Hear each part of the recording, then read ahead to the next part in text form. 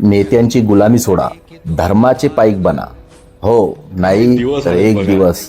ज्यांनी वेदांचा अभ्यास केला, त्यांनी संन्यासाचा कठीण मार्ग स्वीकारला, त्यांना आज ती माणसं पुरावे मागतात ज्यांना हिंदुत्व फक्त निवडणुकीच्या जाहीरनाम्यात दिसतं. अरे शंकराचार्य म्हणजे काय तुमच्या पक्षाचे जिल्हाध्यक्ष आहेत का? की तुमच्या IIT सेलने ठरवावं त्यांनी काय बोलावं आणि काय नाही?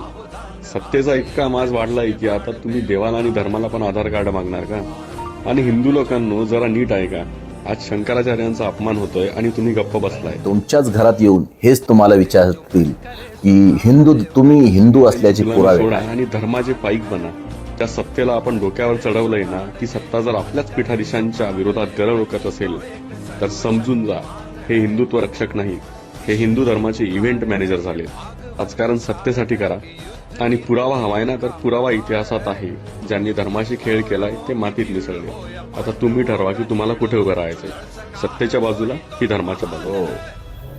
तर आपल्या धर्मासाठी जगा, या राजकारणासाठी नाही.